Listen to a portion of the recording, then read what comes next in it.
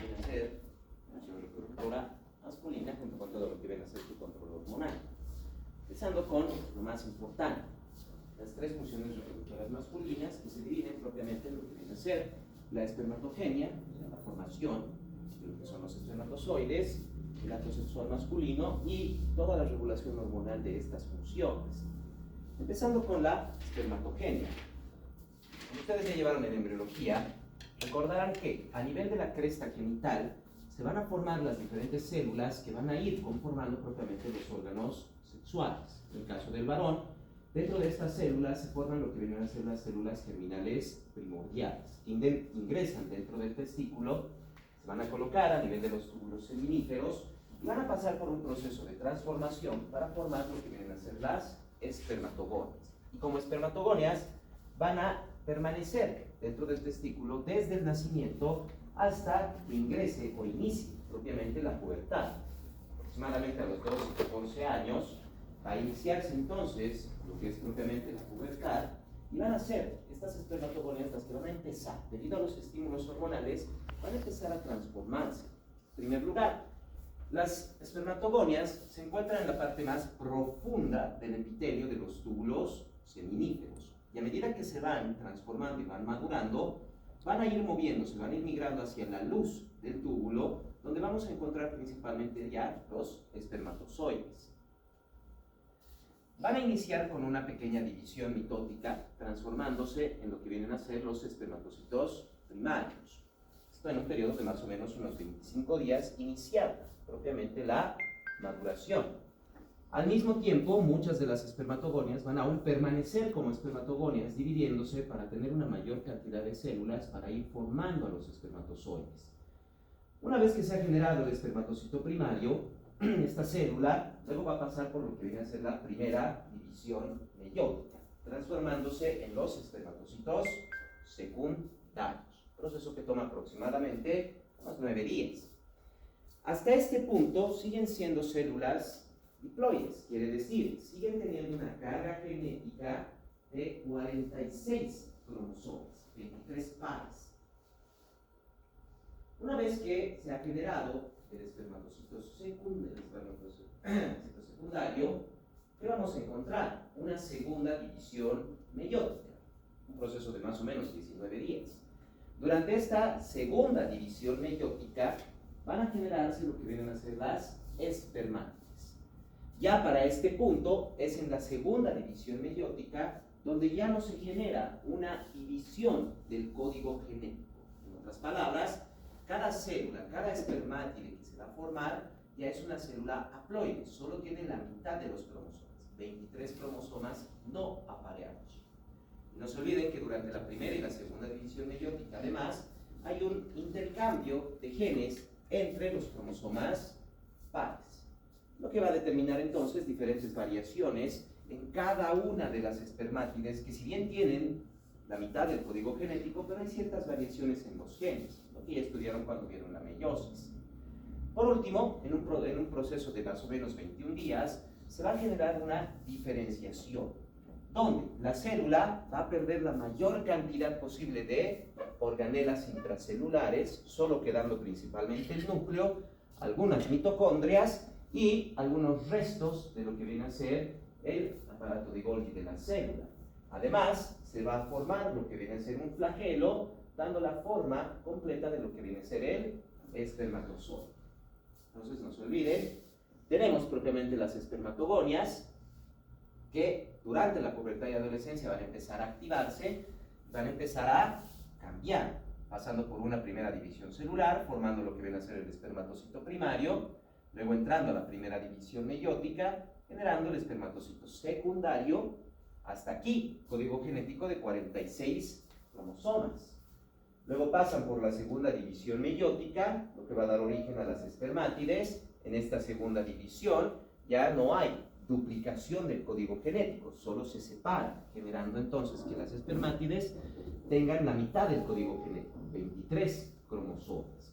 Por último, pasando por un proceso de diferenciación, donde la célula pierde organelas intracelulares, solo queda el núcleo, algo de lo que viene a ser el aparato de Golgi y algunas mitocondrias, generándose el flagelo y dándonos entonces lo que viene a ser propiamente el espermatozoide. Es un proceso que toma, como estamos viendo, aproximadamente unos 74 días. Y una vez que se inicia en la pubertad, este proceso es constante. Como les decía, las espermatogonias pueden permanecer en división, generando una mayor cantidad de espermatogonias y el resto van a empezar a ir migrando desde la parte más profunda del epitelio del túbulo seminífero hacia la luz, van a ir transformándose. Entre ellas encontramos también las células de Sertoli, que son las que regulan y controlan un poco estas funciones. El espermatozoide está compuesto principalmente por una cabeza, lo que viene a ser también un cuello, el cuerpo de la cola y la cola o el flagelo que tiene.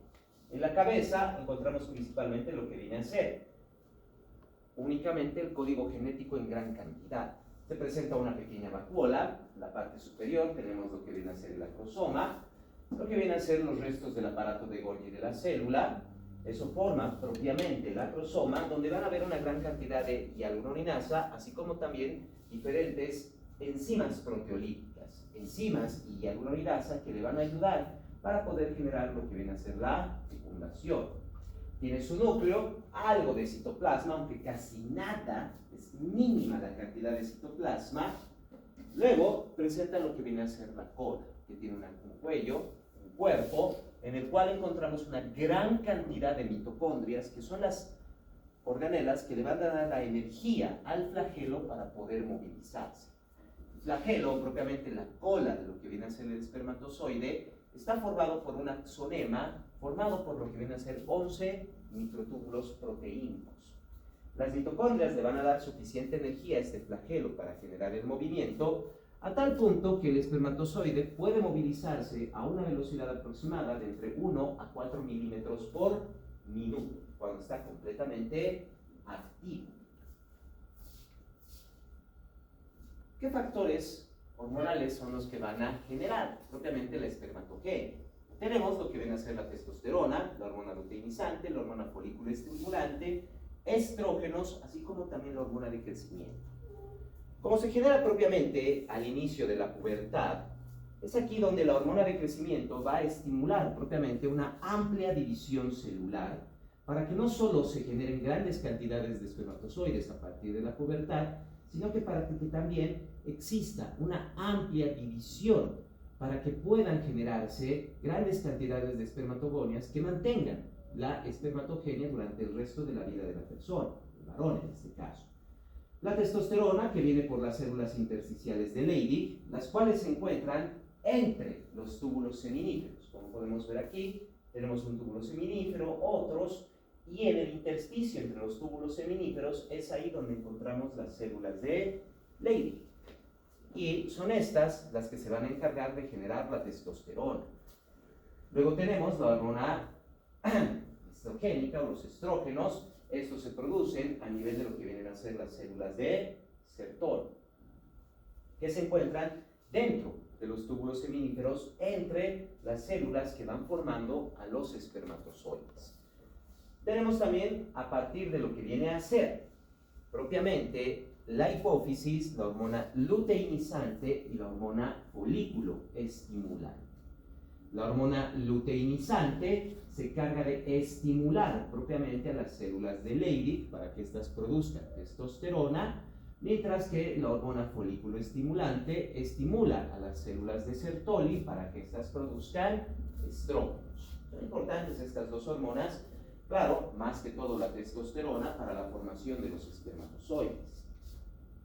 Una vez que se han formado los espermatozoides, estos van a empezar a moverse dentro de los túbulos seminíferos, llegando en primer lugar a lo que viene a ser el epidídimo. Es dentro del epidídimo donde se va a generar la terminación de lo que viene a ser la maduración del espermatozoide. Aunque nunca terminan de madurar, sino hasta momentos antes de empezar sus funciones completas. Dentro del epidídimo, en primer lugar, que es un conducto que tiene más o menos unos 6 metros de largo, los espermatozoides van a permanecer aquí más o menos unas 18 a 24 horas. Como sabemos, los espermatozoides no tienen mayor cantidad de organelas que núcleos, restos del aparato de Golgi y mitocondrias. Lo que quiere decir que no tienen la capacidad de recuperar o regenerar energía o cualquier estructura que se pueda dañar. Así que dentro de lo que viene a ser el epidídimo, su capacidad de motilidad se va a ver limitada. De hecho, las proteínas que se producen en el epitelio del epidídimo se encargan de inhibir la movilidad de los espermatozoides. Esto para evitar que estos desgasten por completo su energía e incluso para evitar que se pueda generar algún daño en los mismos. A medida que van pasando por el epidídimo, entonces, se va generando una inhibición completa de su motilidad, llegando propiamente a almacenarse dentro de lo que viene a ser el conducto deferente. A nivel del conducto deferente van a quedar los espermatozoides almacenados por aproximadamente un periodo de semanas, días. Estamos hablando de más o menos un mes que van a quedar dentro del epidídimo los espermatozoides. Al día se forman más o menos unos 120 millones de espermatozoides. La mayoría de estos en el conducto deferente van a quedar almacenados. Se genera mayor inhibición motora del espermatozoide también dentro del conducto deferente. En realidad, después de la eyaculación, donde los espermatozoides realmente tienen su verdadera maduración. O sea, se quitan todas estas inhibiciones y empieza propiamente a moverse el espermatozoide y completa su maduración para poder generar la fecundación. Es propiamente lo que viene a ser las células de Sertoli y las células del epitelio del epidídimo los que van a mantener con vida a los espermatozoides dentro de su propia estructura. Siendo que las células de Sertoli, a través de la secreción de los estrógenos, estimulará al epitelio del epidídimo para que éste pueda secretar una gran cantidad de nutrientes y enzimas. La testosterona puede mantener además el estímulo sobre los espermatozoides para que estos se mantengan con vida. Entre las dos hormonas, los estrógenos y la testosterona, se va a generar propiamente entonces un mantenimiento de los espermatozoides dentro del epidídimo. Como les dije, esto puede durar más o menos un mes, que van a estar vivos los espermatozoides. Los espermatozoides que vayan a morir dentro de estas estructuras, ya sea a nivel de lo que viene a ser propiamente los túbulos seminíferos, el epidídimo o el conducto deferente, van a ser reabsorbidos por completo por el epitelio y los macrófagos que se encuentran también en esta parte. El espermatozoide, en primer lugar, tiene un mayor funcionamiento en un medio alcalino. Con un pH aproximadamente arriba de lo que viene a ser 6.5, incrementa proporcionalmente la gran cantidad de movimiento que pueda tener el espermatozoide, ya que pHs menores de 6 no solo van a inhibir su movimiento, sino que también pueden provocar la muerte del espermatozoide. El medio ácido los puede eliminar fácilmente. Cabe resaltar que el introito vaginal tiene un pH de 5. Estamos hablando propiamente de un pH ácido.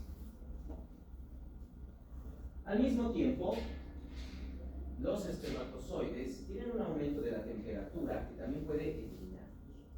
En primer lugar, aumentando la temperatura, el espermatozoide mejora considerablemente su movimiento, pero reduce su tiempo de vida, por el mismo punto que les estaba mencionando hace un momento. Como los espermatozoides no tienen mayor cantidad de organelas intracelulares, realmente no pueden recuperar energía. Si es que gastan por completo la energía que poseen, ya no van a tener nada que los pueda mantener. O sea, aumentar la motilidad de los espermatozoides genera propiamente una reducción en su periodo de vida. Eso es lo que vemos constantemente, por ejemplo, una vez que los espermatozoides son expulsados al exterior en la eyaculación. Por otro lado, dentro de lo que viene a ser la formación del espermatozoide, se necesita una temperatura menor para que estos puedan formarse adecuadamente. Esa es la razón por la cual los testículos se encuentran a nivel de las bolsas escrotales, porque ahí van a tener una temperatura por lo menos 2 grados menor a la temperatura central corporal, lo que permite una amplia formación de los espermatozoides. En el aparato genital femenino, debido a que incrementa su motilidad, llegan a vivir aproximadamente entre 1 a 2 días. Claro, se tienen registros además de algunos espermatozoides que han logrado vivir hasta 5 días dentro del aparato genital femenino, pero en promedio van a ser solo 1 a 2 días. Lo que vienen a ser luego las vesículas seminales.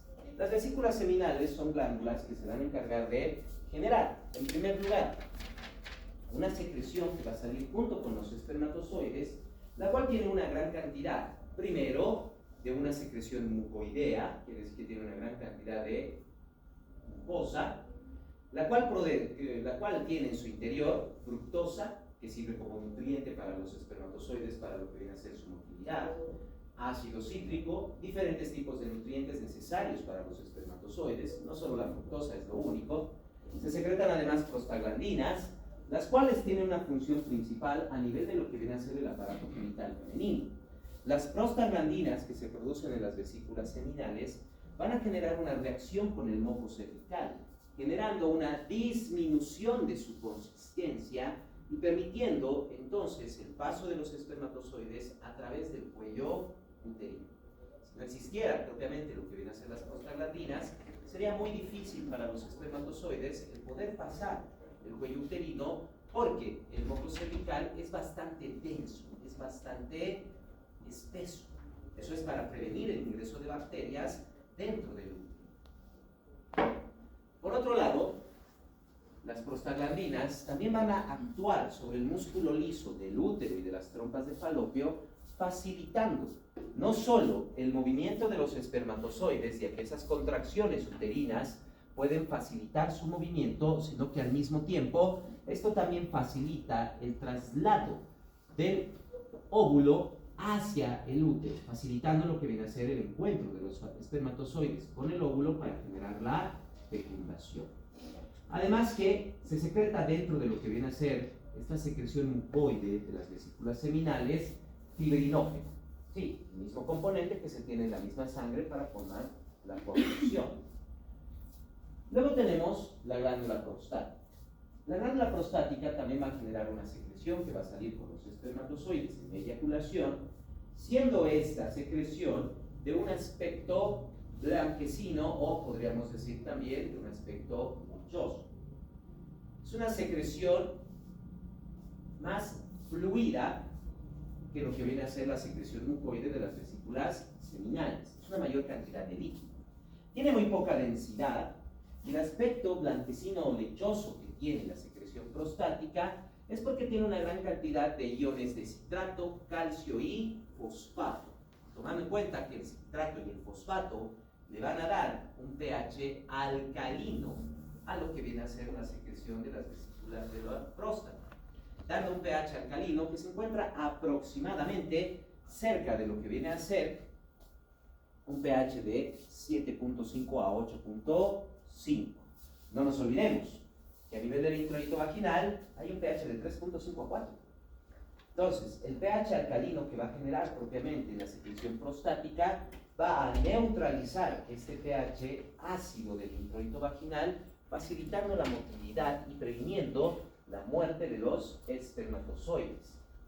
Junto con la secreción prostática, además, se va a secretar una enzima de coagulación, la cual actúa con el fibrinógeno para formar fibrina y formar un pequeño coágulo a nivel de lo que viene a ser el cuello uterino tras la eyaculación.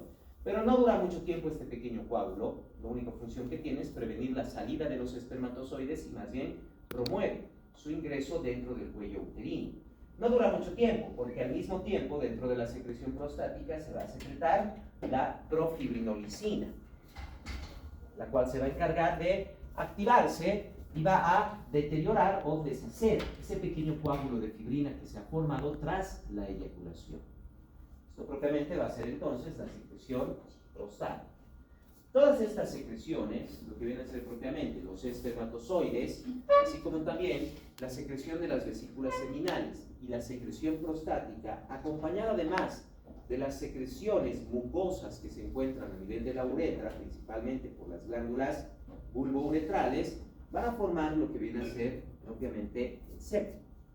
Semen entonces está formado un 10% por los espermatozoides, un 30% por las secreciones prostáticas y un 60% por la secreción de las vesículas seminales.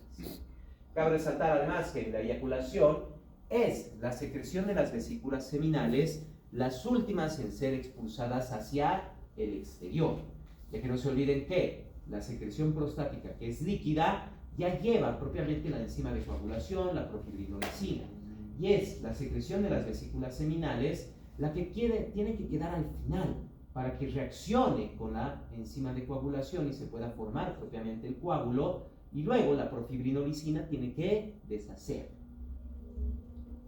El semen en total tiene un pH de 7.5, reacciona fácilmente con lo que viene a ser el pH ácido del introito vaginal, generando una mayor motilidad para los espermatozoides. Al mismo tiempo, forma, como les decía, un coágulo a nivel del cuello uterino que dura más o menos unos 15 a 30 minutos. Una vez que se activa la profibrinolicina de la secreción prostática, se va a deteriorar este coágulo. La única función que tiene es la de evitar el retroceso de los espermatozoides y más bien facilitar su ingreso dentro del útero. Dentro del aparato genital masculino, como hemos visto, los espermatozoides solo pueden vivir un mes. Estamos hablando de unas 4 semanas. En el aparato genital femenino viven aproximadamente 1 a 2 días en promedio. Hay registros de hasta 5 días de vitalidad de los espermatozoides. Pero, debido a que casi no tienen nada de citoplasma, se los puede congelar con facilidad. A una temperatura de 100 grados bajo cero, menos 100 grados centígrados para ser más precisos, los espermatozoides pueden quedar congelados por años. Estamos hablando no solo de unos cuantos años, estamos hablando de décadas. Dentro de los bancos de esperma, por ejemplo, tenemos muestras de espermatozoides de hace 50, 60 años. Ya tenemos una facilidad de congelar los espermatozoides que una vez descongelados completamente tienen su funcionalidad. Debido a que no tienen casi nada de citoplasma, estas células no tienen ningún problema con la congelación. El problema que se tiene con la congelación a nivel celular es que el agua, no se olviden que cuando se congela, forma cristales. Y estos cristales rompen las estructuras celulares, rompen proteínas, rompen lípidos, rompen carbohidratos. Esos cristales van a cortar estas estructuras. Pero como el espermatozoide no posee casi nada de citoplasma, casi no tiene líquido, se congela sin generar ningún problema. El código genético se mantiene, la estructura de la membrana, las mitocondrias, la cola y el aparato de Golgi del espermatozoide se mantienen completamente intactos. Así que se los puede congelar sin ningún problema. A una temperatura de 100 grados bajo cero es que los mantenemos congelados propiamente a los espermatozoides. Una vez descongelados, adquieren por completo todas sus funciones. Una vez que han sido expulsados los espermatozoides, como les decía hace un momento, es donde se genera realmente la maduración de los mismos. Y no solo van a completar su maduración, sino también se genera un proceso de capacitación para los espermatozoides tras la eyaculación. Si bien tras la eyaculación puede iniciarse la maduración completa del espermatozoide de forma inmediata, pero es necesario las secreciones dentro del aparato genital femenino para poder generar su capacitación, o sea, la mejora en su motilidad y el incremento en su capacidad para la fecundación. Este proceso toma aproximadamente 1 a 10 horas, se produce principalmente dentro del aparato genital femenino. Las secreciones, tanto dentro del útero como de las trompas de falopio, se van a encargar de eliminar todas las proteínas que inhiben el movimiento de los espermatozoides. Recuerden que dentro del epidídimo y a nivel de lo que viene a ser el conducto deferente, las proteínas que se secretan en estas estructuras inhiben por completo la motilidad del espermatozoide. Pero serán las secreciones uterinas y de las trompas las que van a quitar estas proteínas y le van a dar una amplia motilidad al espermatozoide. Además, dentro de lo que viene a ser el espermatozoide, puede generarse un debilitamiento del acrosoma, que a nivel del aparato genital femenino se va a fortalecer gracias a la presencia de colesterol dentro de lo que viene a ser propiamente las secreciones a nivel del aparato genital femenino. Además, que no se olviden que este debilitamiento también se produce dentro de los túbulos seminíferos. Una vez formado el espermatozoide, desde este punto en adelante puede empezar a debilitarse su membrana. La membrana se vuelve altamente permeable al calcio, lo que aumenta su motilidad y también facilita la liberación de las enzimas que se encuentran a nivel del acrosoma, que está en la parte delantera de lo que es propiamente la cabeza del espermatozoide, siendo la hialuronidasa y las enzimas proteolíticas las que se van a liberar, los que van a facilitar la fecundación, generando lo que viene a ser una reacción del acrosoma. Propiamente, el óvulo no se secreta solo. Si bien es la célula más grande que podemos encontrar dentro del ser humano, el óvulo alrededor va a tener lo que viene a ser una corona radiada, en la cual encontramos una gran cantidad de células que estaban con el óvulo, formándose inclusive dentro de los folículos ováricos. Además de estas células vamos a encontrar una reacción, propiamente una gran cantidad de proteínas que están cubriendo al óvulo, formando lo que viene a ser la corona radiada y la zona pelúcida. El espermatozoide va a llegar a entrar en contacto primero con estas células, propiamente con las células de la granulosa y la zona pelúcida. Y ahí es donde van a empezar a liberarse la hialuronidasa, así como también las enzimas proteolíticas, facilitando entonces que el espermatozoide empiece a deshacer estas células y estas estructuras proteínicas y empieza a ingresar dentro de la corona radiada y la zona pelúcida hasta entrar en contacto propiamente con lo que viene a ser la membrana del óvulo. La zona pelúcida, que es la parte más interna de la corona radiada y que está directamente al lado de lo que es la membrana, va a generar una unión a proteínas receptoras. Ya aquí encontramos una gran cantidad de proteínas receptoras que se van a unir al espermatozoide y van a facilitar una mayor liberación de sus enzimas para ir degradando la zona pelúcida hasta que la membrana del espermatozoide entra en contacto directo con la membrana del óvulo. Esta reacción va a generar un movimiento de calcio a nivel de la membrana del óvulo. Toma más o menos unos 30 minutos desde el contacto del espermatozoide con las células que rodean al óvulo, con las células de la granulosa, hasta que pueda entrar en contacto con la membrana del óvulo. Son más o menos unos 30 minutos. Una vez que entre en contacto, ambas membranas celulares se van a fusionar y el núcleo del espermatozoide entra directamente dentro del óvulo, formando lo que va a ser el pronúcleo masculino, que se va a unir al pronúcleo femenino, completando la carga genética de 46 cromosomas y dándonos propiamente entonces lo que es la fecundación. Como les decía, una vez que las dos membranas entran en contacto, la membrana del óvulo se vuelve altamente permeable al calcio y empieza a difundir una gran cantidad de calcio a nivel de la membrana del óvulo.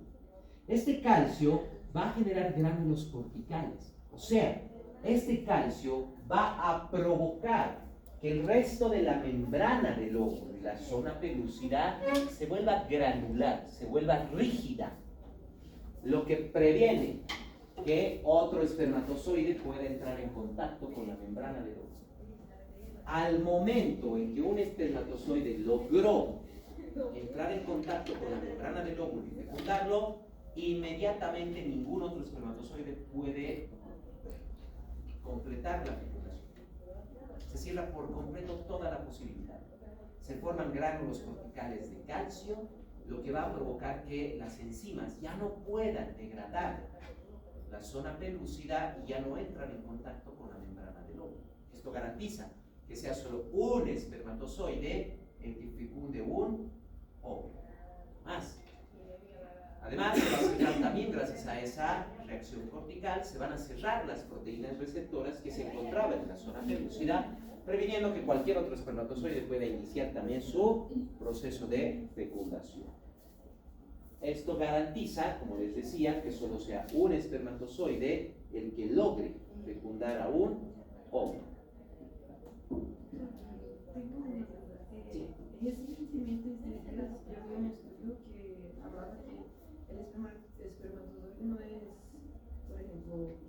rápido o que más se esfuerza en traer un gordo es escogido químicamente, como ya son ¿es verdad?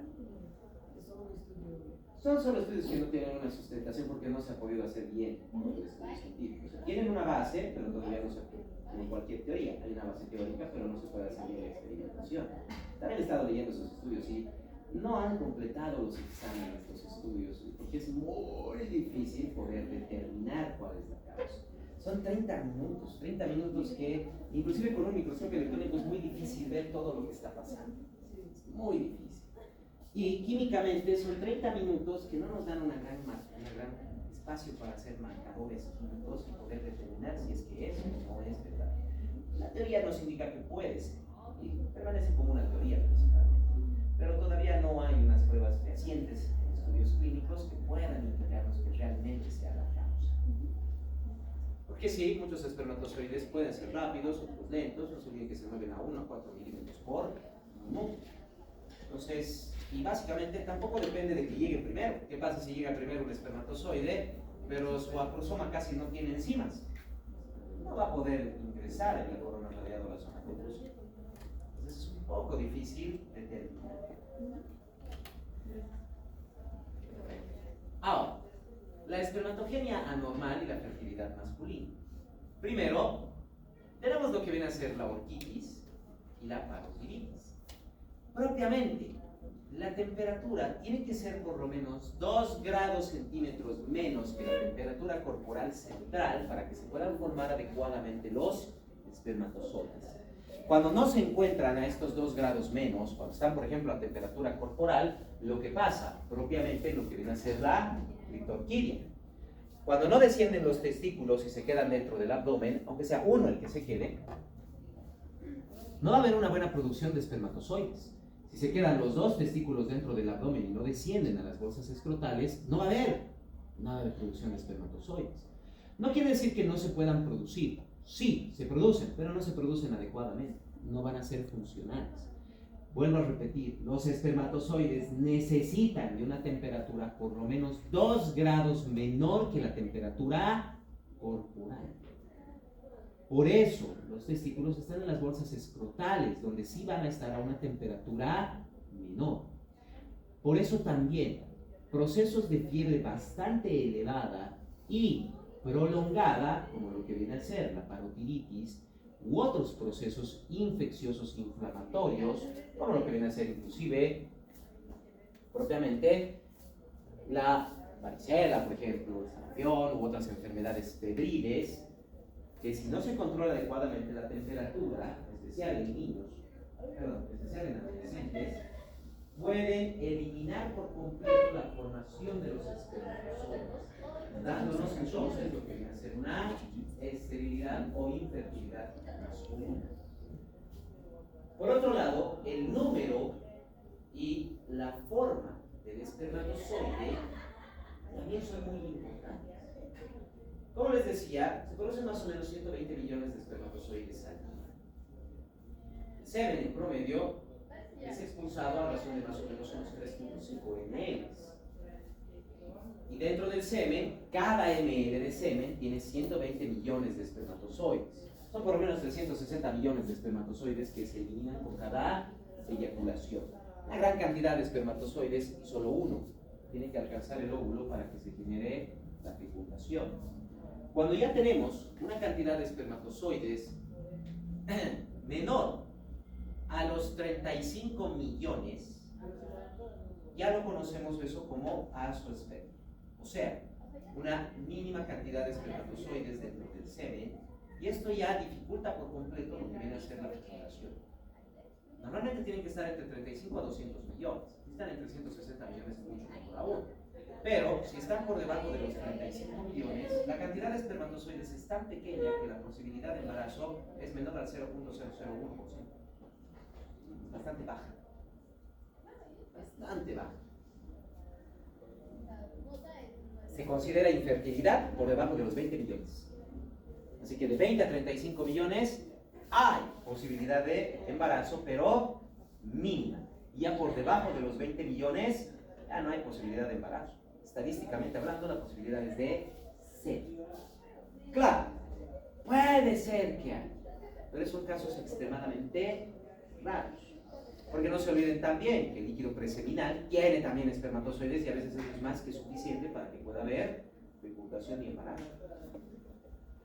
Es más que todo bastante estadística, podríamos decir. La forma del espermatozoide, su morfología, también es muy importante en relación a lo que viene a ser la fertilidad que pueda tener el espermatozoide. El espermatozoide normal tiene su cabeza, tiene su cola, como lo que vemos aquí. Cualquier otra anomalía morfológica detiene por completo su capacidad de fecundación. O sea, hay una esterilidad. Ya sea, por ejemplo, espermatozoide de 2 cabezas, 2 colas. Tal vez ya no tiene el núcleo, solo quedó el aparato de Golgi, una cabeza demasiado pequeña.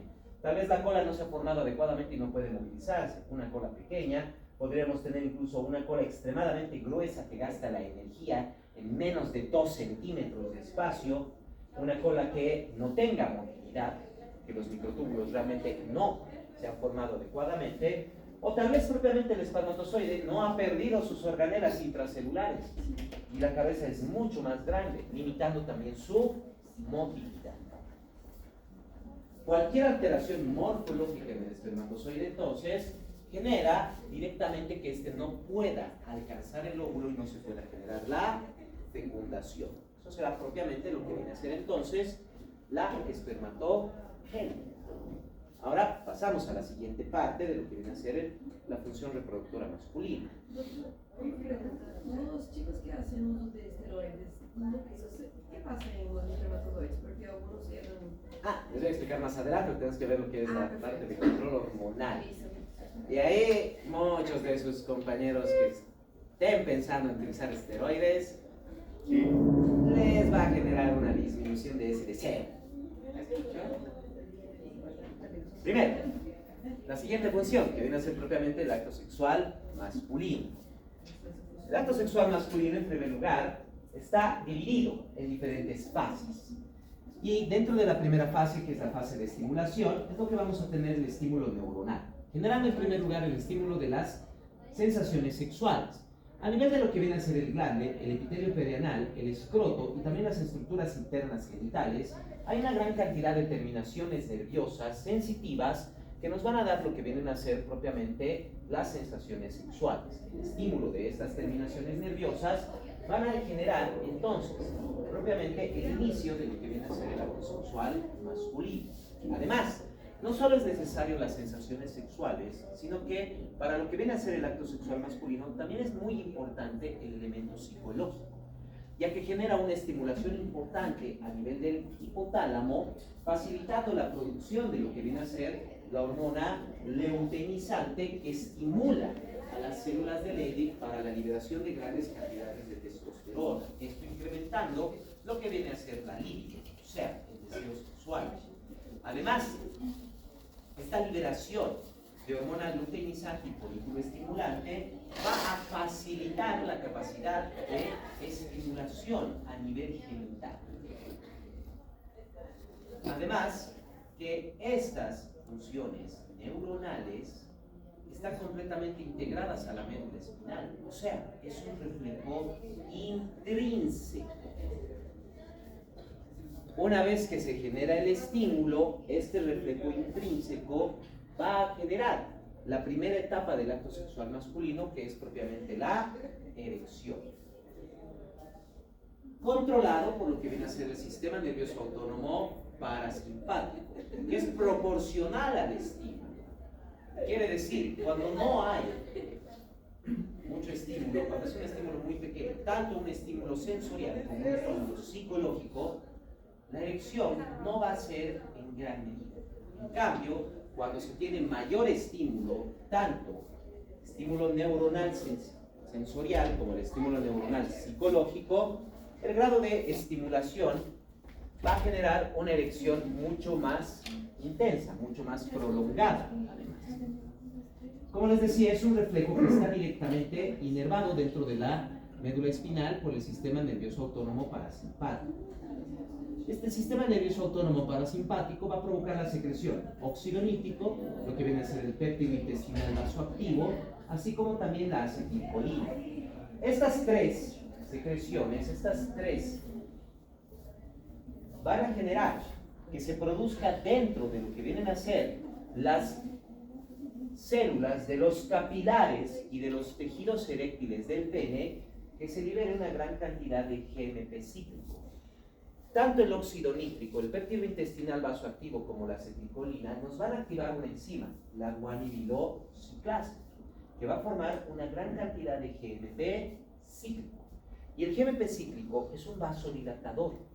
Este GMP cíclico lo que va a generar es entonces que disminuya la contractilidad de los vasos sanguíneos alrededor y dentro del pene, facilitando que haya una gran cantidad de flujo sanguíneo dentro de los tejidos eréctiles, propiamente el cuerpo cavernoso y el cuerpo esponjoso, los cuales se van a ingurgitar de sangre, generando propiamente lo que viene a ser la erección. El GMP cíclico se puede degradar fácilmente dentro de los tejidos, es por eso que se debe mantener propiamente lo que viene a ser la secreción del óxido nítrico, el péptido intestinal vasoactivo y la acetilcolina, para que la erección sea constante. Una vez que desaparecen estos estímulos, desaparece esa relajación de la musculatura lisa y la sangre retorna directamente hacia el torrente sanguíneo, generando la disminución de la erección. Al mismo tiempo se genera después de la erección la lubricación, igual controlado por el sistema nervioso autónomo parasimpático, estimulando lo que vienen a ser las glándulas uretrales y bulbouretrales para que se pueda generar una amplia secreción de mucosa, una amplia secreción de moco que se va a encargar de lubricar tanto la parte interna como externa del aparato genital masculino. La siguiente etapa es propiamente la etapa de emisión y eyaculación. Llega un momento en que se va a generar propiamente un cambio del control del sistema nervioso autónomo parasimpático al sistema nervioso autónomo simpático. El sistema nervioso autónomo simpático, a través de nervios que vienen desde T2 hasta L2, van a generar la contracción, en primer lugar, del músculo liso que se encuentra dentro de lo que viene a ser el conducto deferente, las vesículas seminales, la próstata, así como también propiamente el conducto seminífero y la uretra, dándonos entonces, el conducto eyaculador y la uretra, dándonos entonces que todas las secreciones, junto con los espermatozoides, las secreciones de las vesículas seminales y de la próstata, sean llevados directamente a nivel de la uretra. Eso es a lo que se conoce como la emisión. Cuando las secreciones prostáticas, las vesículas seminales y los espermatozoides llegan a la uretra, a eso se llama emisión. Son nervios que van a generar estímulos que van a pasar por los plexos hipogástricos y pélvicos, se genera un paso de las secreciones y espermatozoides a la uretra, y es ahí donde se genera la formación del semen. Luego va a haber lo que viene a ser la eyaculación. A través del nervio pudendo y los nervios sacros, se va a generar una contracción del músculo bulbocavernoso y el músculo isquiocavernoso, además de contraerse la musculatura lisa de lo que viene a ser la uretra. Todo esto va a generar una compresión de lo que viene a ser la base de la uretra, generando mayor presión que va a permitir la salida del semen hacia el exterior, proceso conocido como eyaculación. Junto con lo que viene a ser la eyaculación y la emisión, obviamente, se genera propiamente lo que viene a ser el orgasmo masculino. Dentro de lo que es el orgasmo masculino, no solo estamos hablando de la liberación de lo que viene a ser endorfinas, encefalinas y otros neurotransmisores a nivel cerebral, sino que también se va a generar una contracción a nivel pélvico y a nivel de las extremidades inferiores. Tras lo que viene a ser la eyaculación, la emisión y el orgasmo masculino, viene el periodo o la última etapa, que es la etapa de resolución. Y cabe resaltar que dentro de lo que viene a ser el periodo de resolución del acto sexual masculino, como se ha generado una gran cantidad de GMP cíclico, todo esto tiene que volver a los niveles iniciales para que pueda generarse una nueva erección. Y es propiamente entonces que en el periodo de resolución se produce un periodo refractario en el acto sexual masculino. Un periodo durante el cual por más estimulación que se pueda generar, ya sea estimulación neuronal, psicológica o sensorial, no puede generarse una nueva erección. Si no hay suficiente guanidino ciclasa y GNP cíclico, no se va a generar una nueva erección. Este periodo refractario varía bastante de persona a persona. De varón en varón varía bastante. Pueden ser 5 o 10 minutos, pueden ser también 20 o 30 minutos. Hay una gran variabilidad en ese periodo refractario durante la resolución. Eso para lo que viene a ser propiamente el acto sexual masculino. Sí, viendo lo que viene a ser el control hormonal. Primero, la hormona principal masculina es propiamente la testosterona, aunque no es el único andrógeno, pero sí va a ser la principal. Producido principalmente por lo que vienen a ser las células de Leydig, que representan un 20% de la masa total testicular. No se olviden que estas células, también conocidas como las células intersticiales de Leydig, se encuentran en el intersticio entre los túbulos seminíferos. Producen testosterona principalmente, pero también otros andrógenos como la dihidrotestosterona y la androstenodiona. Estas células se forman directamente a partir de lo que vienen a ser las células de la cresta genital en el embrión. Así que ya pueden empezar a formar testosterona durante la gestación. También se genera un incremento de la secreción de testosterona en las células de Leydig al momento del nacimiento y luego permanecen en un estado de suspensión con una mínima o nada de secreción de testosterona hasta lo que viene a ser la pubertad. Durante toda la niñez y la infancia no va a haber secreción de testosterona por parte de estas células. Sí puede haber secreción de los andrógenos suprarrenales, pero no hay secreción propiamente de lo que es la testosterona a nivel de las células de Leydig. Una vez iniciada la pubertad, desde el hipotálamo van a llegar propiamente los estímulos hormonales, estamos hablando de la hormona luteinizante y foliculoestimulante, que van a iniciar propiamente con el estímulo de las células de Leydig para que éstas empiecen a secretar testosterona. Cabe resaltar que desde este punto en adelante van a producir grandes cantidades de testosterona las células de Leydig, solo disminuyendo en cierta medida después de los 60-65 años, pero no eliminando esa producción. O sea, más o menos a los 60-65 años va a haber una reducción en la producción de testosterona, pero solo reducción, no se detiene, no es como lo que viene a ser, y lo vamos a ver en la siguiente clase, en lo que viene a ser el aparato genital femenino y su control hormonal, donde se genera propiamente una eliminación completa de la producción de estrógenos y progesterona. En los varones no se produce esto, solo disminuye, lo que se conoce con el nombre de climaterio masculino. Estas células además tienen una alta resistencia a la radiación y al calor. Es por eso que, por ejemplo, en casos como la criptorquidia, donde se genera la retención de los testículos dentro del abdomen y no descienden a las bolsas escrotales, se retiene por completo la espermatogenia, no va a haber espermatozoides, hay una esterilidad, pero no se detienen el resto de las funciones reproductoras masculinas. Se mantiene la producción de testosterona, ya que resisten fácilmente la temperatura, además de resistir también a la radiación. Sí se pueden producir andrógenos en otros tejidos, como lo que les decía hace un momento, la glándula suprarrenal. Pero en el caso del varón adulto, estas cantidades de andrógenos suprarrenales realmente son mínimas y no modifican en nada las funciones reproductoras, a menos que sea propiamente una secreción excesiva de estas hormonas a nivel suprarrenal, como lo que viene a ser el síndrome adrenogenital. Los andrógenos masculinos, propiamente, estamos hablando de la testosterona y la dihidrotestosterona, que son los más importantes, son derivados del colesterol. Estábamos viendo lo que era la glándula suprarrenal, habíamos visto todas las vías metabólicas que van generando todo esto. Una vez que son producidos y eliminados al torrente sanguíneo, van a ser transportados. Como son derivadas del colesterol, estas hormonas son esteroideas, son liposolubles, así que no pueden mezclarse fácilmente con el torrente sanguíneo para poder ser transportados. Necesitan de su unión a una proteína, y esta es la globulina fijadora de hormonas sexuales, la que se va a encargar de transportar tanto la testosterona, la dihidrotestosterona, androstenodiona y todos los andrógenos a los diferentes corporales.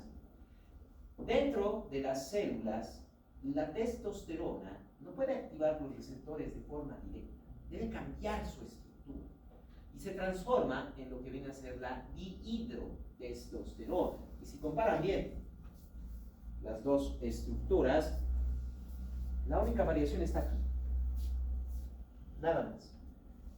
Esta estructura, la testosterona, le es muy difícil poder activar los receptores intracelulares de estas hormonas. Por eso que dentro de la célula se transforma en eso. Se cambia la dihidrotestosterona, y es la dihidrotestosterona la que es metabólicamente activa a nivel celular. Es la dihidrotestosterona la que activa los receptores intracelulares para esta hormona, generando sus funciones. Una vez activada, la dihidrotestosterona dentro de la célula también se degrada en la androstenodiona y la dehidroepiandrosterona. Luego salen de la célula, llegan al hígado, donde estas dos van a ser conjugadas, principalmente con el ácido glucurónico, pero puede conjugarse con cualquier otro ácido orgánico, como mucha de la conjugación hepática, para que luego esta estructura pueda inactivarse y eliminarse a través principalmente de lo que viene a ser la vía renal, a través de la orina. ¿Qué funciones van a tener estas hormonas? Primero, como les decía, hay un incremento de testosterona durante el periodo fetal. Una vez que se han formado las células de Leydig desde la cresta genital, el estímulo de lo que viene a ser la gonadotropina coriónica humana, que viene desde la placenta, va a provocar que estas células produzcan una gran cantidad de testosterona, muy importante durante el periodo embrionario, ya que es el estímulo de la testosterona lo que va a desarrollar y formar los órganos sexuales masculinos. En otras palabras, todo embrión, si no tiene estímulo de la testosterona, va a formar órganos sexuales femeninos. Es el estímulo de la testosterona la que permite que la cresta genital forme los órganos sexuales masculinos. Es ahí donde se genera lo que se conoce como hermafroditismo. Quiere decir que ha habido una disminución o falla en la producción de la testosterona. El código genético puede indicar XY, pero si no se produce testosterona, aunque el código genético sea XY sin testosterona, el feto va a nacer con órganos sexuales femeninos. Pero si ha habido una producción de testosterona y luego se ha eliminado o limitado, han empezado a formarse los órganos sexuales masculinos, pero luego terminan también formándose órganos sexuales femeninos. Y ahí es donde tenemos a las personas con hermafroditismo, aquellas que van a nacer tanto con órganos sexuales masculinos como femeninos. Claro, no completamente desarrollados, pero con ambos caracteres sexuales. Después disminuye por completo la producción de testosterona hasta el nacimiento. Al momento del nacimiento va a haber una nueva producción de testosterona. Los estímulos directamente que son propiamente el nacimiento y que básicamente es un evento traumático, va a generar que se produzca una gran estimulación a nivel del hipotálamo, lo que no solo va a producir liberación de otras hormonas como el cortisol, como lo que viene a ser las hormonas tiroideas, etc., sino que también se produce la liberación de hormona luteinizante y folículo estimulante, que van a facilitar lo que viene a ser la producción de gran cantidad de testosterona. ¿Cuál es la función de la testosterona entonces al momento del nacimiento? Propiciar lo que viene a ser el descenso de los testículos. Después desaparece por completo la producción de testosterona. Va a desaparecer hasta llegar a la pubertad y adolescencia, donde directamente el estímulo del hipotálamo y de la hipófisis van a formar la secreción de gran cantidad de hormona luteinizante y folículo estimulante. Ya habíamos visto que la hormona luteinizante es la que va a bajar a las células de Leydig, estimulando la producción de testosterona. La hormona folículo estimulante, por otro lado, estimula las células de Sertoli para la formación de los estrógenos. Y este incremento de estas hormonas va a facilitar la secreción de gran cantidad de testosterona y de estrógenos dentro de los testículos. La testosterona, primero, va a generar el desarrollo de los caracteres sexuales secundarios. O sea, el incremento del tamaño de los órganos sexuales, tanto el pene, el escroto y los testículos, al mismo tiempo una modificación del vello corporal, y si está presente, se activa el gen de la calvicie. La testosterona es aquello que puede activar al gen de la calvicie. Entre mayor cantidad de testosterona haya, más fácilmente puede activarse el gen de la calvicie. Y vean, estamos hablando de la distribución del vello corporal con activación del gen de la calvicie. Lo que quiere decir que hay muchas personas, muchos varones, que debido al incremento de la testosterona pueden tener una gran cantidad de vello corporal, pero pierden el cabello. Siempre y cuando esté presente, pero el gen de la calvicie. No se olviden eso. Si no está presente, no va a haber caída del cabello. Va a haber un incremento del vello corporal y también un incremento en la producción del cabello. La testosterona, además, es una hormona anabolizante, o sea, estimula el incremento de la producción y depósito proteínico corporal, de la misma manera que lo hace, por ejemplo, la hormona de crecimiento, o también lo hace la insulina. Son anabolizantes, así que generan una gran cantidad de proteínas. Este incremento de las proteínas hace que el cuerpo se desarrolle mucho más. Al haber mayor cantidad de proteínas, crecen más los tejidos, se desarrollan más los músculos, los cartílagos, los huesos, etc. Todos los tejidos, entre ellos también generando un mayor desarrollo a nivel laringio. No solo va a haber un incremento en el tamaño de la laringe, sino que también se engrosan las cuerdas vocales. Y aquí funciona como una guitarra. Las cuerdas delgadas de la guitarra tienen un sonido agudo, las cuerdas gruesas de una guitarra tienen un sonido grave, sonido bajo, que junto con lo que viene a ser el aumento del tamaño de la laringe, eso es lo que genera la voz grave de los varones. Entre mayor cantidad de testosterona, más gruesas las cuerdas vocales, mayor el tamaño de la laringe, lo que genera una voz más profunda. Y propiamente durante este periodo, hay momentos en que las cuerdas vocales pueden tensarse más, pueden tensarse menos. Hay una variación en la vibración de las cuerdas vocales, que si bien desde los 18, 17 años en adelante ya es casi constante, pero entre los 12 a 16, 17 años, hay una variación en esta vibración de las cuerdas vocales, lo que genera en los adolescentes lo que viene a ser la voz en cascada, o comúnmente conocido como los gallitos de los adolescentes, que a veces están hablando y de repente tienen una voz extremadamente aguda. Y eso es básicamente por la tensión que se está generando a nivel de las cuerdas vocales. Aumenta además el grosor de la piel, lo que facilita que se obstruyan las glándulas sebáceas, facilitando lo que viene a ser el acné. Así que ya saben, principalmente son los varones los que padecen de acné. Si una mujer está padeciendo de acné, es porque tiene bastante secreción de andrógenos suprarrenales. Estimula la formación de proteínas, lo que genera un aumento del músculo, y no solo del músculo, de todos los tejidos corporales. Este incremento de la testosterona que va a generar sobre el anabolismo proteínico es en todo el cuerpo. Esto va a generar un incremento de la matriz ósea, o sea, básicamente aumenta el osteoide, donde los osteoblastos van a facilitar la calcificación, haciendo que los huesos crezcan mucho más y más rápido. Como se está generando un incremento de tal cantidad de masa corporal en los varones, y principalmente es a nivel superior donde se ve bastante incremento, porque es de la cintura para arriba donde se tiene mayor masa muscular, ósea y corporal, no tanto en las extremidades inferiores.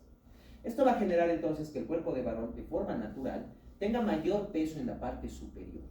Y esto estimula a la pelvis para modificar su estructura. La pelvis tiene que modificar su estructura para poder soportar todo ese peso que se está generando en la parte superior del cuerpo. Esto hace la modificación de la pelvis que se vuelva más estrecha, más alargada, obteniendo una forma muy parecida a lo que viene a ser un embudo. Esta forma le da fortaleza a la pelvis para poder contener ese incremento del peso en la parte superior. O sea, es propiamente la testosterona y sus efectos lo que generan las modificaciones pélvicas que ustedes vieron en anatomía. Cuando veas parte femenina, van a ver inclusive que los estrógenos también modifican en esa manera la pelvis. También la van a modificar. Como se tiene un incremento amplio de lo que viene a ser el aumento de las proteínas corporales, el varón va a empezar a crecer en una mayor proporción. Pero entre más testosterona haya, también se pueden cerrar más rápidamente los cartílagos de crecimiento. Como estimula propiamente a todas las células, no solo van a producir los osteoblastos mayor cantidad de osteoide y facilitar el crecimiento del hueso, sino que al mismo tiempo también producen mayor cantidad de osteoblastos que facilitan la calcificación. Esto puede determinar que inclusive se cierren prematuramente los cartílagos de crecimiento, limitando un poco el desarrollo y el crecimiento corporal del varón. Aumenta además el metabolismo basal. Este aumento del metabolismo nos va a generar una mayor necesidad de oxígeno, lo que lleva a un aumento en el número de eritrocitos. Y este aumento del número de eritrocitos y del metabolismo también genera modificaciones en el equilibrio hidroelectrolítico del cuerpo del varón. Claro que no son modificaciones muy grandes o en gran medida, no lo suficiente como para tener que separar las necesidades hidroelectrolíticas entre hombres y mujeres, lo que sí lo hacemos con la parte de los eritrocitos, que ahí sí tenemos diferencias de hemoglobina y eritrocitos entre hombres y mujeres. Pero es básicamente por el metabolismo que se está generando gracias al estímulo de lo que viene a ser la testosterona. Intracelularmente, como les decía, es gracias a la transformación, en primer lugar, de la testosterona en la dihidrotestosterona, donde se van a activar los receptores intracelulares, que básicamente son receptores intranucleares y que actúan directamente sobre el código genético para estimular lo que viene a ser la transcripción y la traducción, generando grandes cantidades de ARN y la formación de proteínas y enzimas. Entre estas se produce la 5-alfa reductasa, que es la enzima que se encarga de descomponer la dihidrotestosterona, la dihidroepiandrosterona y la androstenodiona, que ya son formas inactivas. La proteína receptora citoplásmica es la que va a generar la activación nuclear. Todo esto controlado por el eje hipotalámico hipofisiario. Desde el hipotálamo se va a producir la gonadoliberina, un péptido de 10 aminoácidos, que va a pasar por el sistema porta hipotalámico hipofisiario directamente hacia la dermihipófisis, estimulando a las células gonadotrópicas para la producción de hormona luteinizante y folículo estimulante. La secreción inicia entre los 10 a 13 años más o menos. Mecanismo todavía no adecuadamente descrito. ¿Ya se ha empezado el estudio? Sí, hace años, pero no está bien descrito todavía el mecanismo. Todavía no se sabe exactamente por qué el hipotálamo pasa 12 a 13 años sin hacer nada con esta hormona y de repente a los 12 a 13 años empiezan estas células a liberar gonadoliberina. Todavía no se está exactamente seguros. Se piensa que tiene que ver con ciertos estímulos, con cierto tiempo. No se sabe todavía exactamente por qué no produce gonadoliberina hasta más o menos los 12 años de edad. A veces un poco antes, a veces un poco después. Por otro lado, sí se ha determinado que la secreción de gonadoliberina es intermitente. La gonadoliberina se libera en ciclos que pueden durar 1 a 3 horas. O sea, en algunas personas, y esto no solo es en varones, también en mujeres, en algunas personas cada hora se libera gonadoliberina y en otras hasta cada 2 horas y en otras cada 3 horas. O sea, no es como otras hormonas que se produce una liberación dependiendo de los niveles metabólicos, sino que aquí se da una liberación cíclica. Tanto en hombres como en mujeres, la gonadoliberina se libera de forma intermitente. Durante el día hay periodos en que hay mayor secreción de gonadoliberina y hay periodos donde hay menor secreción de gonadoliberina. La gonadoliberina luego va a bajar hacia la hipófisis, estimulando las células gonadotrópas para que liberen la hormona luteinizante que estimula las células de Leydig para la formación de la testosterona, la cual tiene los efectos anabolizantes que hemos visto y por lo tanto también estimula la producción de los espermatozoides. ¿Por qué? Porque estimula la división celular, la formación de proteínas. En cambio tenemos la hormona folículo estimulante, que es la que va a estimular a las células de Sertoli. Como habíamos visto antes, las células de Sertoli generan estrógenos y estas se encuentran además dentro del conducto de los túbulos seminíferos entre las espermatogonias. Lo que quiere decir que es el estímulo de las células de Sertoli las que van a estimular propiamente la espermatogenia. Si bien la testosterona controla la división celular y hace que estas células se dividan más rápido, pueda haber mayor cantidad de espermatozoides, pero todo esto inicia gracias a las células de Sertoli. Y de hecho, la maduración final, el proceso de diferenciación, la formación del acrosoma, la vacuola y los flagelos del espermatozoide son estimulados por los estrógenos de las células de Sertoli. Así que, número uno, aquí hay un control por retroalimentación negativa. Va a seguir el control de retroalimentación negativa. La producción de testosterona, así como también el estímulo de la testosterona sobre las células de Sertoli, van a producir la inhibina y al mismo tiempo la testosterona llega al hipotálamo y entre estos nos bloquean la testosterona, la secreción hipotalámica de gonadoliberina y la inhibina y la testosterona nos bloquean la secreción de hormona luteinizante y folículo estimulante. Y justo aquí viene la respuesta de la pregunta de su compañera de hace un momento. Primero, el uso de testosterona exógena nos está bloqueando tanto la gonadoliberina como la secreción de hormona luteinizante y folículo estimulante. Sin hormona luteinizante no va a haber secreción endógena de testosterona. Las células de Leydig van a quedar inhibidas. Y si quedan inhibidas por largo periodo de tiempo, y es periodos bien diferentes, en algunas mujeres varones puede ser 1 a 2 meses, en otros pueden ser 6 a 8 meses o más. Quiere decir que el uso de la testosterona exógena detiene tanto a las células de Leydig que pueden empezar a morir. Y son 20% de la masa celular testicular. Así que, primer efecto de utilizar esteroides anabólicos: disminución del tamaño de los testículos. Segundo efecto, no va a haber hormona folículo estimulante. Sin hormona folículo estimulante no hay estrógenos. Lo que quiere decir que no hay inicio de la espermatogenia y no hay nada que genere una buena diferenciación. Además que los espermatozoides que ya estaban formados, como les dije antes, es gracias a los estrógenos que el epidídimo y el conducto deferente secretan las sustancias nutrientes que van a mantener vivos a los espermatozoides por hasta 1 mes. Sin esto, se mueren rápidamente los espermatozoides, lo que genera esterilidad. Entonces, no solo no se forman espermatozoides, los que estaban formados no van a vivir mucho tiempo y al mismo tiempo disminuye el tamaño de los testículos. Estoy seguro que ahora sí están considerando mucho lo que viene a ser el uso de los esteroides anabólicos.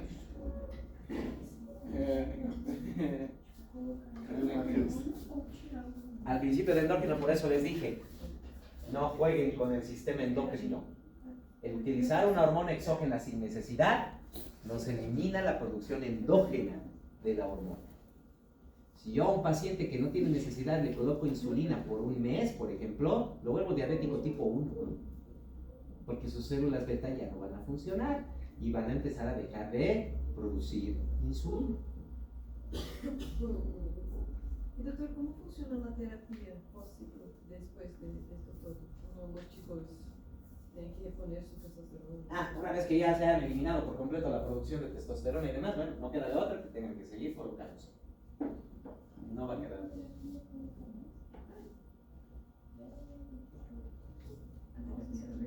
Además que depende mucho de factores psicológicos también. Esto también pasa tanto para hombres como para mujeres. Los factores psicológicos como el estrés u otros pueden también actuar directamente sobre el hipotálamo, inhibiendo la producción de gonadoliberina, lo que hace una disminución propia de la secreción de las hormonas sexuales, la hormona luteinizante, el folículo estimulante y propiamente en hombres la disminución de la testosterona, de hidrotestosterona, y en mujeres la disminución de los estrógenos y de la progesterona. Los efectos psicológicos son bastante importantes sobre el hipotálamo, ya que no se olviden que el hipotálamo no solo es nuestro centro de control neurovegetativo, es también nuestro centro de control límbico emocional. Así que el estrés y otras situaciones alteran directamente la producción de las diferentes secreciones a nivel del hipotálamo. No solo para el control vegetativo no solo pueden afectar, por ejemplo, la frecuencia cardíaca, respiratoria, función digestiva, etc., sino que también afectan los núcleos que van a producir las hormonas controladoras del hipotálamo. Afectan propiamente la producción de todas las hormonas controladoras hipotalámicas, no solo de lo que viene a ser la gonadoliberina. Estamos hablando también de la corticoliberina, tiroliberina, así como la somatotropina y la somatostatina, afectando por completo el sistema endocrino en su mayor parte. Durante el periodo fetal, pero, en especial en el periodo embrionario, no hay hipotálamo. Se está formando recién el hipotálamo. Se está formando la cresta genital. Entonces, ¿qué es lo que estimula a las células para que produzcan la testosterona que va a generar la formación propia de lo que vienen a ser los órganos sexuales masculinos? Como ya les había dicho, todo embrión, si no hay testosterona, produce órganos sexuales femeninos. Es la presencia de la testosterona lo que va a producir. Es en el periodo embrionario, principalmente en el periodo de las primeras 2 meses de gestación, donde tenemos el estímulo de la gonadotropina coriónica humana. Gonadotropina, ¿les suena el nombre a las gonadotropinas hipotalámicas? Coriónica humana. O sea, es una estructura muy similar y con funciones similares de la gonadoliberina y propiamente de la hormona luteinizante y folículo estimulante que se produce a nivel del corio, o sea, a nivel de la placenta. La gonadotropina coriónica humana o HCG es la que estimula la formación de la testosterona en el embrión siempre y cuando tenga un gen Y. Si solo son genes X, no va a haber testosterona, se van a producir entonces órganos sexuales femeninos. Pero si hay gen Y, se produce testosterona y se forman más bien los órganos sexuales masculinos.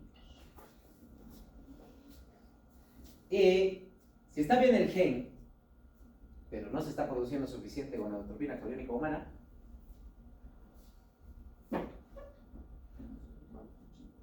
trampa. No. Si no hay gonadotropina coriónica humana, no hay nada que mantenga el embarazo. Aborto espontáneo. Se produce, porque en parte es la gonadotropina coriónica la que también sigue estimulando al cuerpo lúteo para la formación de progesterona y mantener el embarazo. Esa es la función que tiene en el cuerpo de la madre, mientras que en el cuerpo del bebé es propiamente el estímulo del gen Y, del cromosoma Y para la formación de testosterona. Y es esta hormona la que buscamos en las pruebas de embarazo. Lo que quiere decir que la presencia de gonadotropina coriónica humana significa presencia de placenta, y eso indiscutiblemente significa embarazo. Porque no viene de ningún otro tejido. ¿Por qué tendría una mujer entonces gonadotropina coriónica humana si es que no hay una placenta? Que no se produce en ningún otro lado.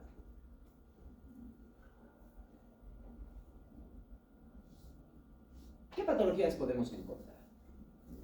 Bueno, en primer lugar hablemos de lo que viene a ser la próstata.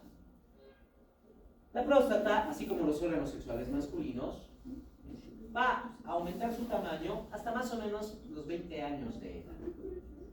Y reduce su tamaño aproximadamente desde los 50 años de edad. O sea, la próstata responde positivamente ante la testosterona. Cuando aumentan los niveles de testosterona, aumenta el tamaño de la próstata, de igual manera que con cualquier otra parte del aparato sexual masculino.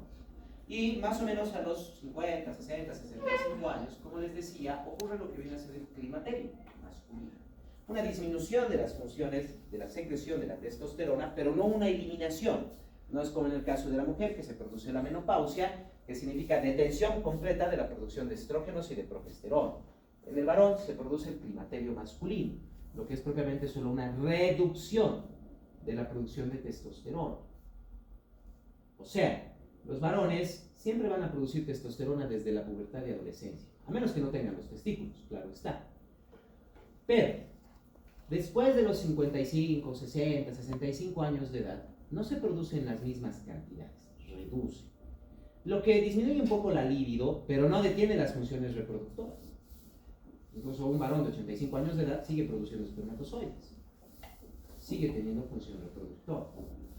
Y a veces, el estímulo de la testosterona puede ser tan severo que incluso empiezan a formarse fibroadenomas dentro de la próstata, lo que viene a ser la hiperplasia prostática benigna. Y en otras ocasiones, esas células no van a ser fibroadenomas, van a ser directamente una división metastásica celular. Células inmaduras prostáticas que se están produciendo en grandes cantidades, lo que viene a ser el cáncer de próstata. Y cabe resaltar que el cáncer de próstata, así como la próstata, responde positivamente a la testosterona. Así que entre más testosterona haya, más rápido puede crecer ese tumor, más rápido puede invadir otros tejidos. Es por eso que parte del tratamiento para el cáncer de próstata reduce directamente la producción de testosterona, que se puede hacer mediante castración, ya sea castración directamente quirúrgica o castración química. Generamos una disminución de la producción de testosterona para poder controlar el crecimiento de ese tumor. Y propiamente vamos a utilizar la quimioterapia para poder eliminar propiamente esas células cancerígenas. Y muchos de los pacientes que están con cáncer de próstata también están con un tratamiento con estrógenos, ya que son los estrógenos los que van a bloquear por completo la producción de la testosterona dentro de lo que viene a ser los efectos que van a tener sobre lo que es las células de Sertoli, y de esta manera se bloquea también la producción endógena de testosterona, tratando de disminuir lo que viene a ser el crecimiento de ese tumor. El hipogonadismo. Depende en qué momento se genera el hipogonadismo. Si se produce a nivel fetal, tenemos dos posibilidades. Si se ha producido un hipogonadismo parcial, o sea, se ha producido un poco de testosterona, pero luego deja de producirse, los niveles son muy bajos, aparece el hermafroditismo. Pero si se produce un hipogonadismo total a nivel fetal, lo que les decía hace un momento, aunque el código genético indique XY, si no hay testosterona, la cresta genital va a formar órganos sexuales femeninos. Va a formar estos órganos sexuales femeninos. Si el hipogonadismo se produce antes de la pubertad, la patología se conoce como eunucoidismo. Los eunucos son básicamente varones que mantienen las características infantiles. No hay aumento de la masa corporal, no hay modificaciones en la voz, en el vello corporal, no hay un incremento de lo que viene a ser los órganos sexuales masculinos, tampoco hay un gran incremento de lo que viene a ser el vello corporal, de hecho casi no hay. Todo va a depender solo de lo que viene a ser las funciones de los andrógenos suprarrenales. En este caso, los eunucos van a mantener estas características infantiles. Incluso su voz va a mantenerse con unas características infantiles. Pero hay un detalle, los eunucos son más altos. No se olviden que la testosterona, si bien produce un mayor desarrollo corporal, pero cierra rápidamente los cartílagos de crecimiento. Y si no hay la testosterona, no se van a cerrar fácilmente los cartílagos de crecimiento. Los varones generalmente crecen hasta un promedio más o menos entre los 20 a 23 años, algunos hasta los 25 años. Los eunucos pueden crecer inclusive hasta los 28, 30 años de edad. Y son bastante altos, son personas que tienen mínimamente 1,90 m de altura, pero que mantienen sus características infantiles. Eso es propiamente lo que viene a ser el eunucoidismo. Y si bien actualmente lo único que se tiene son los eunucoidismos hormonales, quiere decir, ya sea por alteración a nivel del hipotálamo, a nivel de la hipófisis o propiamente a nivel de los testículos. Hasta hace algunas décadas aún teníamos los eunucoidismos por castración. Hace más o menos 100 años ya se detuvo lo que venía a ser la castración litúrgica y a nivel musical. ¿Conocen los castrati? ¿No los conocen? Hasta hace casi 100 años existían lo que eran los castrati. El último castrati falleció, si no estoy mal, en los años 60. Los castrati eran niños que tenían una muy buena voz para cantar. Y de hecho la iglesia los buscaba. La iglesia los buscaba. Y lo que hacían para que no cambie esas voces, los castraban. Por eso se llamaban castratis. Y se mantenían con esas voces infantiles, pero con buen talento musical, durante toda su vida. Durante toda su vida. Sí, hace más o menos 100 años ya desapareció eso. Pero hay otros lugares donde también se producía el eunucoidismo. Y eso es principalmente a nivel cultural, en regiones, podríamos decir, del sur de Asia. Básicamente India y otros países alrededor. Donde lo que venían a ser propiamente los sirvientes masculinos de las mujeres, los castraban, los formaban como eunucos, para que no hagan nada con sus amas. Sí, la glándula suprarrenal produce andrógenos, principalmente la dihidrotestosterona y la androstenediona. Pero en pequeñas cantidades. Para un varón realmente eso no es suficiente. No es suficiente para un varón, a menos que sea el síndrome adrenogenital. Tengan en cuenta que la producción de los andrógenos suprarrenales ni siquiera interfiere con los estrógenos y la progesterona en las mujeres. Pero para el varón realmente no es gran cantidad de andrógenos suprarrenales. Es muy baja, es muy baja. Tiene que haber sí o sí el síndrome adrenogenital para que realmente esa producción sea mucho más importante.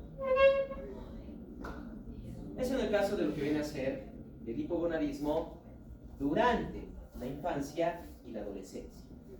Ya si se produce el hipogonadismo después de la pubertad, lo único que va a producir es infertilidad y disminución de la libido. No solo va a haber entonces una disminución en la producción de espermatozoides, lo que genera una infertilidad o en algunos casos esterilidad, sino que al mismo tiempo no se olviden que sin esta hormona no se tiene el deseo sexual, o sea, propiamente conocido como la libido, lo que reduce en gran medida lo que es propiamente la fertilidad del varón. Este hipogonadismo además está relacionado con el síndrome adiposo genital, porque dentro del tejido adiposo grandes cantidades de triglicéridos y colesterol pueden empezar a formar estrógenos, lo que puede interferir con la producción de testosterona. Por otro lado tenemos el síndrome de Froelich, un síndrome genético en el que se va disminuyendo la producción de testosterona, y tenemos el eunucoidismo hipotalámico. Puede que los testículos estén perfectamente bien, puede también que las células gonadotropas de la hipófisis están funcionando perfectamente bien, pero es el hipotálamo el que no produce gonadoliberina. Un ejemplo del eunucoidismo hipotalámico, o propiamente un ejemplo de lo que viene a ser el hipogonadismo hipotalámico, es el estrés emocional.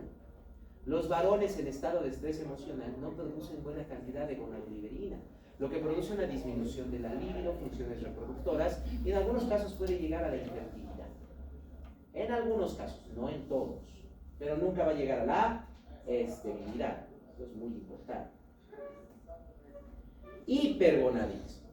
Bueno, en primer lugar, el hipergonadismo en niños, igual que ya lo habíamos visto con el síndrome adrenogenital, nos va a generar un desarrollo prematuro de los caracteres sexuales secundarios.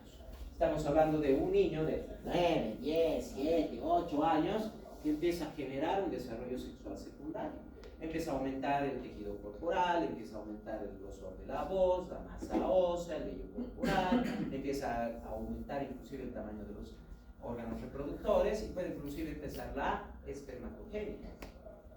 Ya si se genera en adultos, que es poco frecuente, solo va a haber un incremento de la testosterona, que en muchos casos no va a generar muchas alteraciones, ya se ha desarrollado completamente el cuerpo.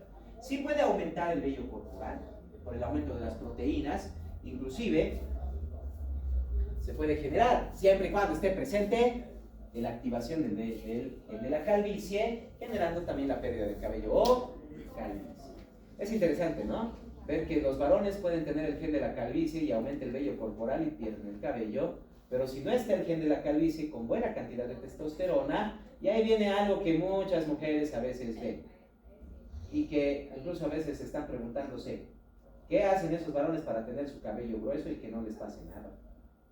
Y es solo la testosterona, aumento de proteínas y el cabello es más grueso, nada más. Nada más. Y ese incremento del grosor del cabello más el incremento de las glándulas sebáceas es lo que mantiene el cabello de muchos varones sin ningún problema de enredarse y demás. Testosterona. ¿Por qué creen que muchos de los tratamientos foliculares que se tienen para el cabello tienen pequeñas cantidades de testosterona dentro de la fórmula? Es para aumentar el grosor del cabello y que este no se vaya a caer. Como les decía, muy poco frecuente. Generalmente son los teratomas los que van a producir esto. No se olviden que un teratoma es un tumor benigno, pero que tiene múltiples tipos celulares. En un teratoma podemos encontrar cabello, en un teratoma podemos encontrar tejido tal vez dental, muscular, y a veces también encontramos tejido glandular. Y dependiendo del tejido glandular puede haber una secreción de algo. Puede ser un teratoma productor de saliva, puede ser un teratoma productor de enzimas digestivas, puede ser un teratoma productor de insulina, y ¿por qué no? Puede ser un teratoma productor de testosterona también, o de estrógenos. Diferentes tipos celulares son los teratomas. Tumores benignos, pero no se olviden.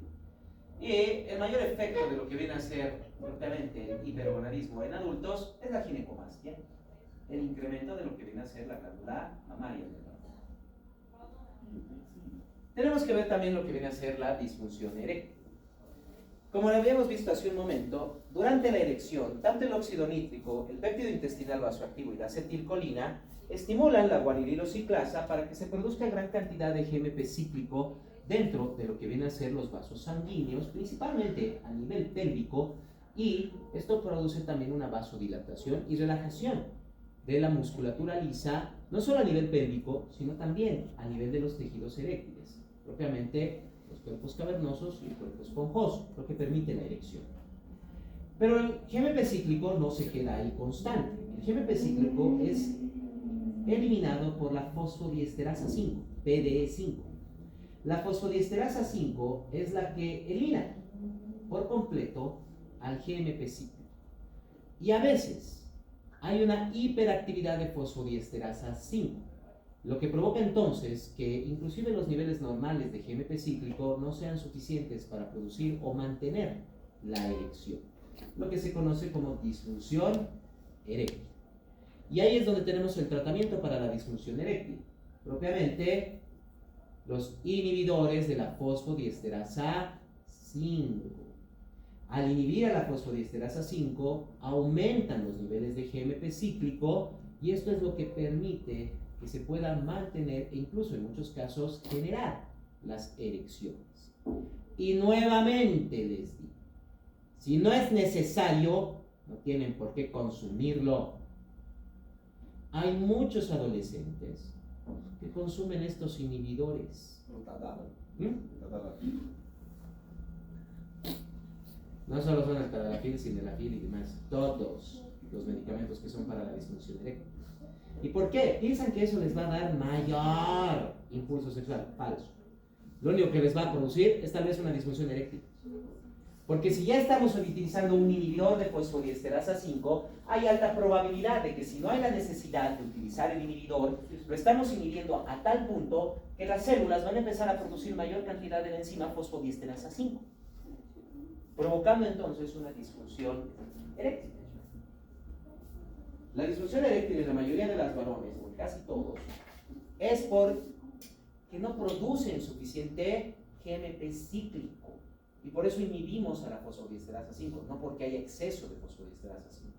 Son rarísimos esos casos. Es por eso que los varones, y en especial los adolescentes que utilizan estos medicamentos, a veces llegan a los 25 de años de edad y ya tienen disfunción eréctil. Porque han provocado demasiada fosfodiesterasa 5, lo que limita las erecciones. Las limita por y pensar que estos medicamentos empezaron a ser utilizados como tratamiento para la calvicie.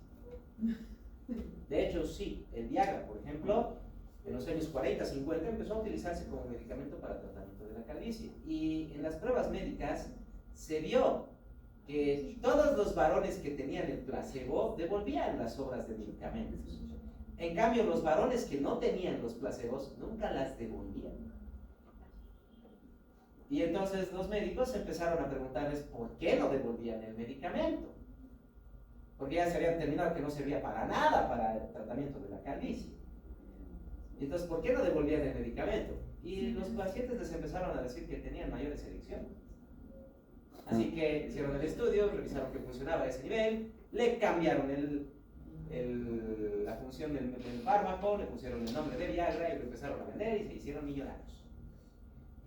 Así de simple. Por último, tenemos lo que viene a ser la glándula pineal. La glándula pineal Una pequeña glándula que se encuentra justo por detrás y debajo del hipotálamo, cerca de lo que viene a ser el tercer ventrículo. Es una glándula que tiene amplio funcionamiento en lo que viene a ser la liberación de gonadoliberina y de melatonina. Ojo, no quiere decir que produzca melatonina, pero sí ayuda en la liberación de la enzima que transforma la serotonina en melatonina. Y de hecho, también actúa sobre el hipotálamo, estimulando la liberación de gonadoliberina.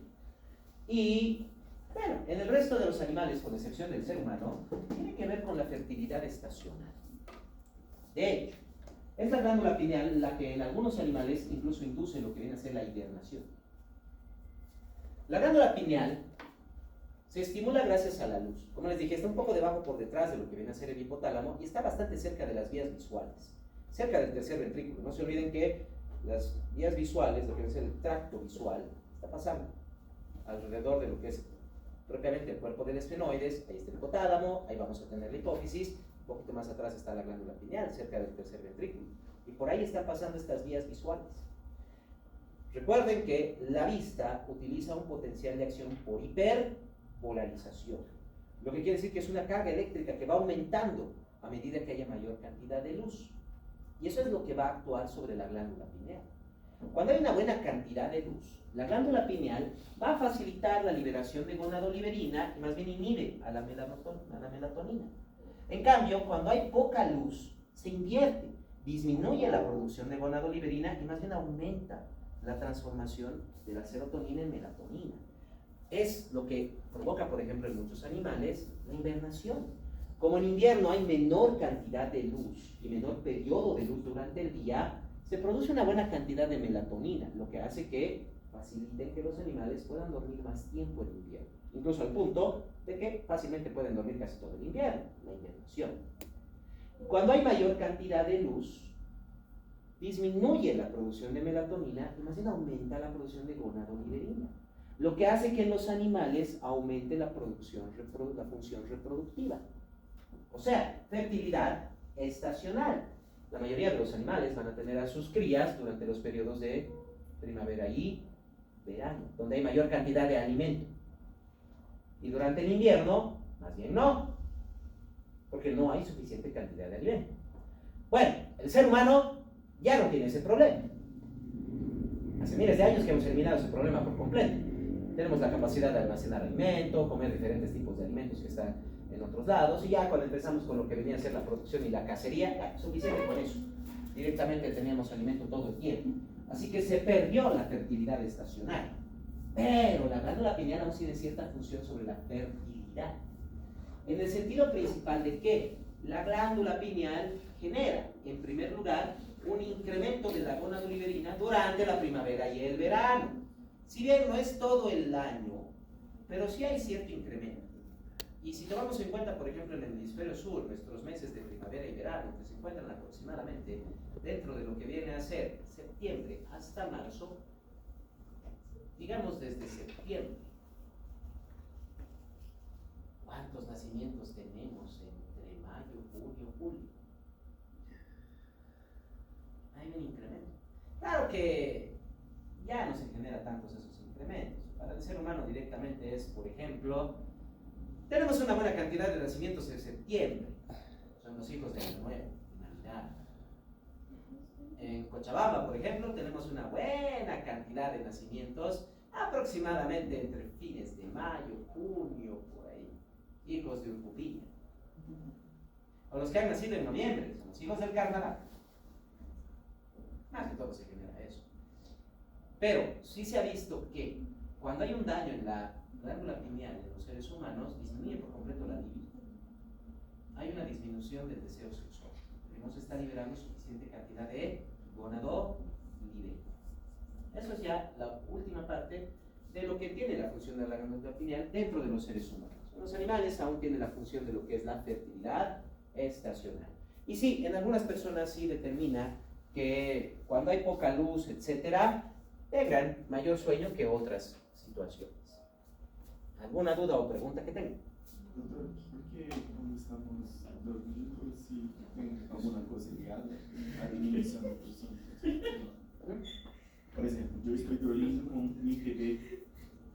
base de la melatonina. Se está produciendo melatonina, eso disminuye un poco la gonadotropina.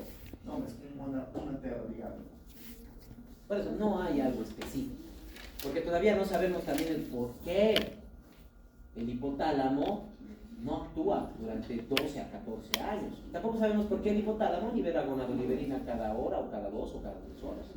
Todavía no lo hemos podido determinar. Entonces, son partes obscuras que aún no podemos encontrar. Aún sí, no introducción profunda y Por eso es que no estamos muy seguros todavía de cómo se maneja todo eso. Sí sabemos cuál es el efecto del sueño, la fase REM, la fase de las betas, la inhibición, pero no estamos seguros cómo todas esas hormonas, lo que viene a ser la melatonina, las orexinas y demás, cómo están actuando sobre el hipotálamo para controlar estas funciones reproductivas, en especial la gonadotropina. No lo tenemos bien claro. Se están haciendo los estudios, pero hasta ahora nada de resultado, digamos, determinante. Hay ciertos resultados, pero no son muy satisfactorios, y otros resultados son contradictorios. Entonces, no hay nada que ahorita nos determine por qué funciona de esa manera. ¿Otra duda que alguien tenga? ¿Qué tal? Ay, les ha interesado tanto esto, no sé cómo les interesará la siguiente semana lo que viene a ser una función reproductora femenina y también fisiología del embarazo y lactancia. Ah, sí, sé que van a ver, en especial en la parte de fertilidad. Incluso, aunque no lo crean, muchas veces son sus compañeros varones los que tienen mayor cantidad de preguntas para lo que viene a ser la fertilidad y demás. Tener cuidado. Los que más preguntamos Voy a estar Preguntes, tarde. ya está confirmado, ya tienes